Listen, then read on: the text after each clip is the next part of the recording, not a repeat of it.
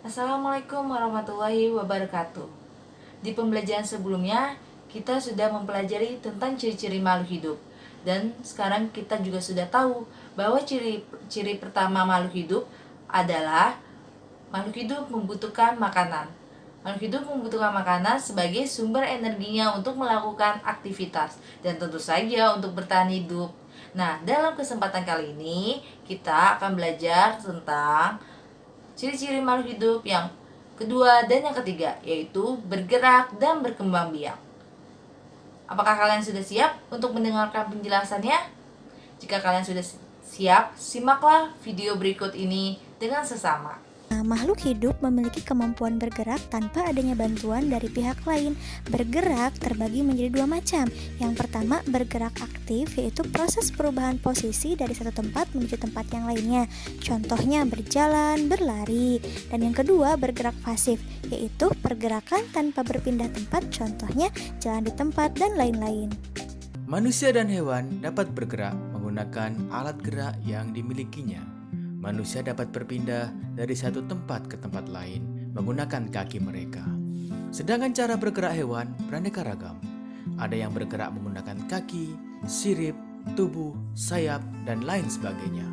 Tumbuhan juga bergerak, seperti bunga matahari yang tumbuh menghadap arah matahari. Atau tumbuhan menjalar, tumbuh mengikuti seluruhnya.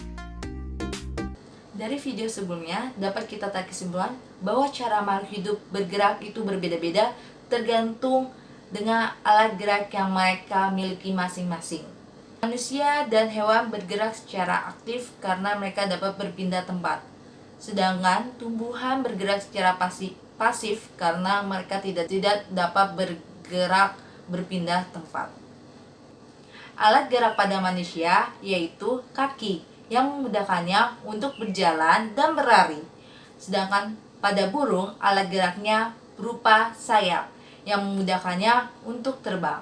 Pada ikan, alat geraknya berupa sirip yang membantunya untuk berenang. Oleh sebab itu, kemampuan bergerak makhluk hidup adalah kelebihan yang dianugerahkan Tuhan Yang Maha Kuasa kepada kita. Kita sebagai manusia hendaknya bersyukur atas keistimewaan yang telah diberikan. Bersyukur adalah cara kita berterima kasih kepada Tuhan yang telah memberikan karunia dan rahmat-Nya kepada kita. Oleh karena itu, bersyukur dapat kita lakukan dalam kegiatan kita setiap hari. Bentuk rasa syukur yang dapat kita lakukan adalah mengikuti perintahnya dan menjauhi larangannya. Bersyukur kepada Tuhan merupakan pengamalan dari sila pertama Pancasila yang berbunyi Ketuhanan Yang Maha Esa. Sila pertama Pancasila dilambangkan dengan lambang bintang. Salah satu cara kita bersyukur juga dapat dilakukan dengan cara merawat hewan, tidak menyakiti hewan, tidak menebang pohon secara sembarangan atau memetik pohon secara tidak bertanggung jawab. Dan juga kita dapat melakukannya dengan cara merawat hewannya itu seperti kalian memberi makan hewan, membawanya ke dokter jika sakit, tidak menendangnya. Terus juga kalau misal ada hewan yang kotor, kalian memandikannya. Kalau hewan peliharaan kalian kotor, kalian memandikannya. Pokoknya kalian rawat hingga dia tidak sakit. Nah, untuk yang tumbuhan kalian bisa rawat dengan cara memberikan pupuk, memberikan air, menyiraminya.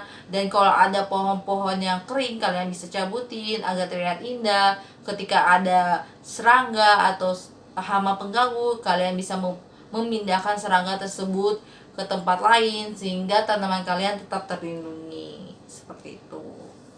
Dan selanjutnya kita akan membahas tentang berkembang biak. Apa yang dimaksud dengan perkembangbiakan? Perkembangbiakan adalah kemampuan makhluk hidup untuk menghasilkan individu baru yang sifatnya sama atau menyerupai induknya, agar dapat menghasilkan keturunan dan melestarikan jenisnya. Manusia berkembang biak dengan cara melahirkan. Hewan dapat berkembang biak dengan dua cara. Yang pertama dengan cara generatif, yang kedua dengan cara vegetatif. Apa ya perkembangbiakan generatif itu?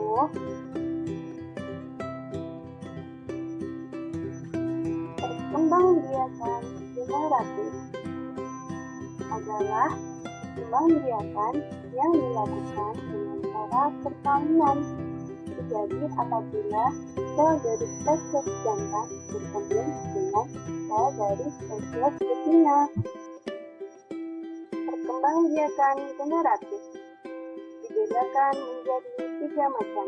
Yang pertama, ovipar. Yang kedua, vivipar. Yang ketiga, ovovivipar.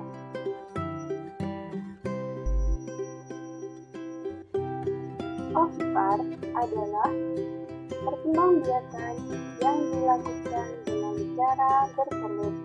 Contohnya ayam, burung, dan bebek.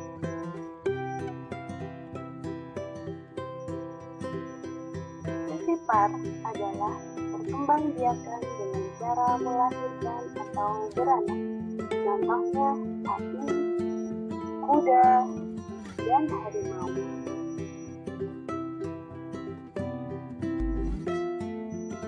Ovovivipar merupakan perkembangbiakan dengan cara bertelur sekaligus melahirkan.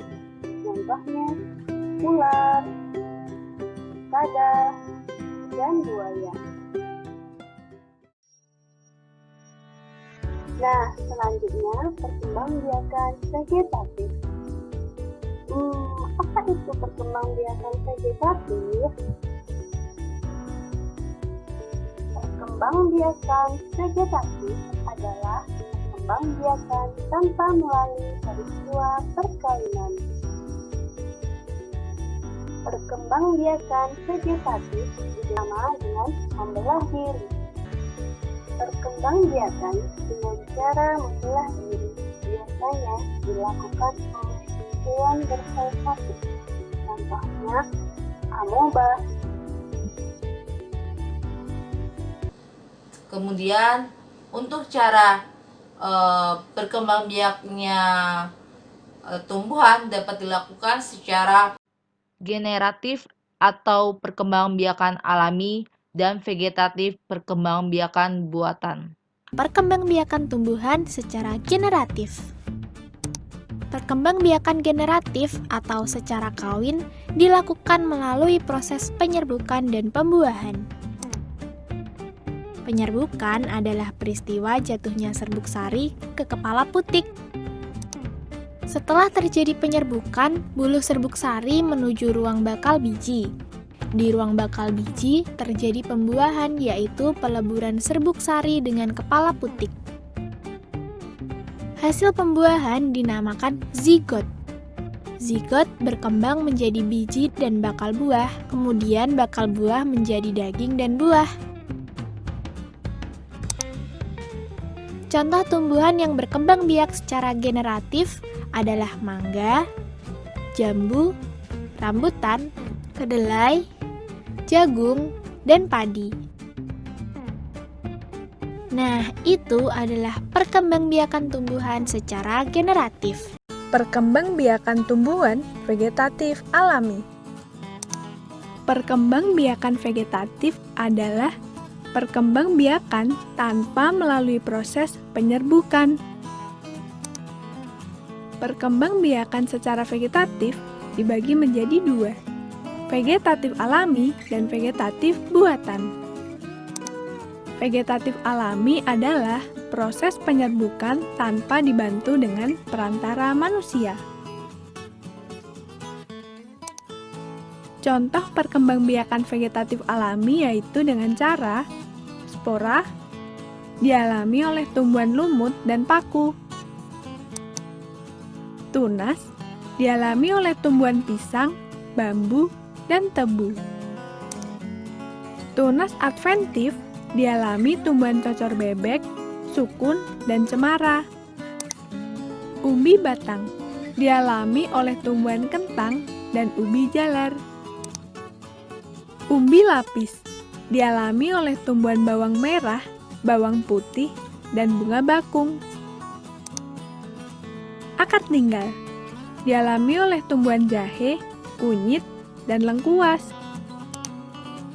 Geragih atau stolon dialami tumbuhan semanggi, arbei, dan pegagan. Nah, itu tadi adalah perkembangbiakan vegetatif alami. Perkembangbiakan vegetatif adalah perkembangbiakan tanpa melalui proses penyerbukan. Perkembangbiakan vegetatif buatan terjadi karena adanya bantuan dari manusia. Tujuan perkembangbiakan vegetatif buatan adalah untuk memperoleh tumbuhan bermutu tinggi, tumbuhan yang berbuah banyak, tahan penyakit, dan akarnya kuat. Contoh perkembangbiakan vegetatif buatan adalah mencangkok. Tumbuhan yang dapat dicangkok adalah tumbuhan yang batangnya berkayu atau berkambium seperti pohon mangga, rambutan, dan jambu air. Menyambung bertujuan menggabungkan sifat tanaman baik dan unggul. Okulasi atau menempel menempelkan batang yang memiliki tunas pada pohon lain yang sejenis seperti pohon singkong, belimbing, dan karet.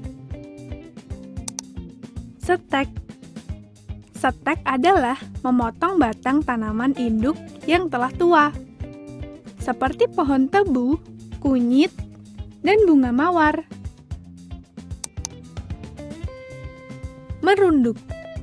Merunduk adalah menimbun bagian cabang yang tumbuh memanjang di permukaan tanah, seperti pohon apel, anggur, dan stroberi. Nah, itu tadi adalah perkembangbiakan vegetatif buatan. Sampai jumpa dan selamat belajar!